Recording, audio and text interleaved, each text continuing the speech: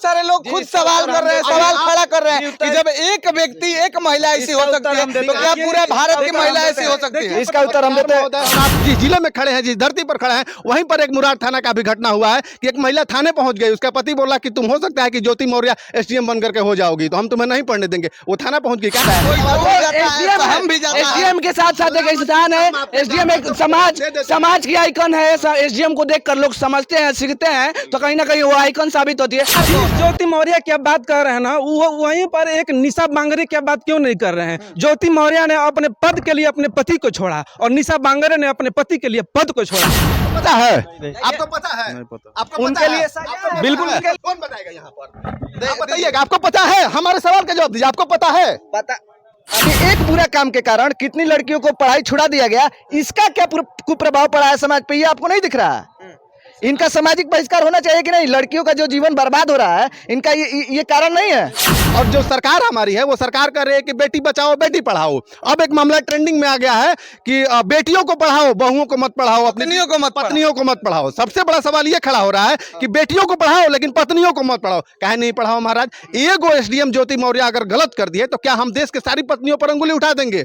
बताइए, आप बताइए ना कि क्या हम अंगुली उठाएंगे? ये तो बहुत सारे लोग खुद सवाल कर रहे हैं, सवाल खड़ा कर रहे हैं कि जब एक व्यक्ति एक महिला ऐसी हो सकती है तो क्या पूरे भारत की महिला ऐसी हो सकती है? इसका उत्तर हम देते हैं। जिन्हों जैसे ये भाई बोले कि आप मीडिया गोबर परोस रहा है, मीडिया का काम है वो खबर कैसा भी हो उसको सच्चाई को सामने लाना। आप ये नहीं कह सकते हैं कि सिर्फ अच्छी खबरों को दिखाइए और गलत खबरों को मत दिखाइए। अगर ये लड़का किया रहता कोई तो पूरा ये लड़का नहीं मीडिया नहीं दिखाता तो आलोक मौर्य के साथ फिर न्याय कैसे होता?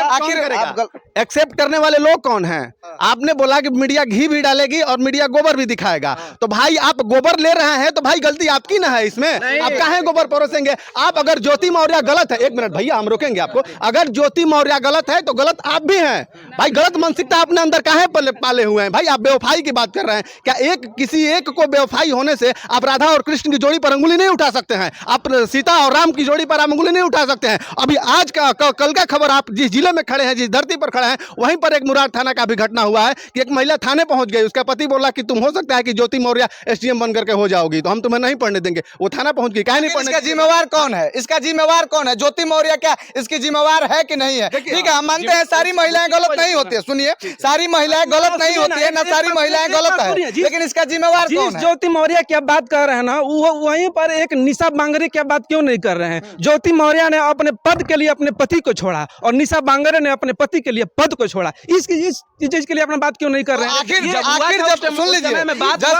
जब ये बात हुआ, आखिर आप निशा बांगरे के बारे में कैसे जानते हैं? आप निशा बांगरे के बारे में कैसे जानते हैं? सुनिए ना, निशा हम गूगल किया कि शायद अगर सुनिए ना, अगर ये निगेटिव चल रहा है तो कोई पॉजिटिव भी तो होगा समाज में, और पॉजिटिव जैसे ही हमने सर्च मारा तो निशा बांगरे का नाम आया। तो आप इतने लोगों से पूछिए कितना लोग भीड़ लगाए हुए हैं निशा बांगरे।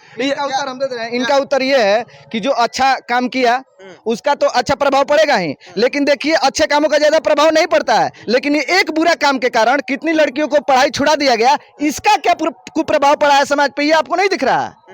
इनका सामाजिक बहिष्कार होना चाहिए कि नहीं? लड़कियों का जो जीवन बर्बाद हो रहा है, इनका ये कारण नहीं है? जब निशा बांगरे ने अपनी पद को अपने पति के लिए छोड़ा, तब सुन लीजिए, एक मिनट, जब निशा बांगरे ने अपने पति के लिए पद को छोड़ा तो निशा बांगरे से भी बहुत लोग सीखते हैं। जब आप इस बात को याद रखें कि एक पत्नी निशा बांगरे भी थी जो अपने पद को पति के लिए छोड़, तो इसका मतलब आप जानते हैं उनके बारे में, वो क्या की है वो भी जानते हैं। लेकिन जब नहीं, सुनिए, अच्छा जब चीज आया है, नहीं अच्छा, तो फिर आलोक मौर्य के बारे में कैसे होता है? हम जवाब दे देते हैं आप लोगों का।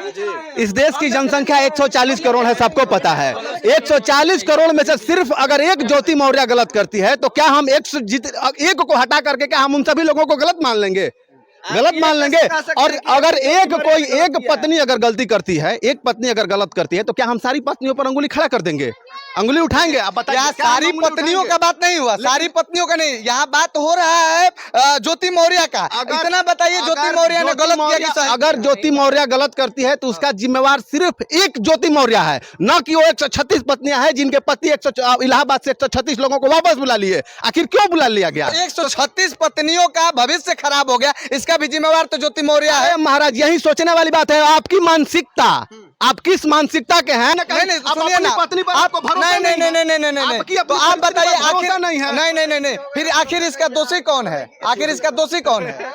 हमने क्या कहा कि अगर कोई काम गलत करता है तो उसका सिर्फ जिम्मेवार ज्योति मौर्य है, न कि वो 36 पत्नियां हैं जिनको इलाहाबाद से वापस बुला लिया गया। तो इसका भी जिम्मेवार तो ज्योति मौर्य हुई ना। ज्योति मौर्य है, लेकिन वो 136 पत्नियों का कसूरवार अगर कोई उनको दोषी पाया जा रहा है, अगर उनको वापस बुलाया जा रहा है, तो उसका जिम्मेवार वो 136 पुरुष भी है जिनको अपनी ही पत्नियों पर भरोसा नहीं है। तो वो तो कहीं ना कहीं देखिए, समाज का एक विधान है कि अगर आपकी बेटी कल एसडीएम बन जाएगी तो हम सोचते हैं कि हम भी अपने बेटी को एसडीएम बनाएंगे, लेकिन आपके बेटी के साथ अगर गलत हो जाता है तो ये समाज का मतलब एक व्यवहार है, ये समाज का ये रूल रेगुलेशन है कि आपकी बेटी के साथ अगर रेप हो जाता है तो कल हम भी सोचेंगे कि हम बेटी को अपने घर से बाहर नहीं निकलने देंगे, हमारे बेटी के साथ भी रेप हो सकता है। एसडीएम के साथ साथ एक स्थान है, एसडीएम एक समाज की आइकन है। एसडीएम को देखकर लोग समझते हैं, सीखते हैं, तो कहीं ना कहीं वो आइकन साबित होती है। उसको देखकर तमाम उत्तर प्रदेश के जो भी लोग हैं, 136 पत्नी हो चाहे 1036 पत्नी हो, सभी लोग बुलाएंगे भाई, कहें कि समाज की आइकन है।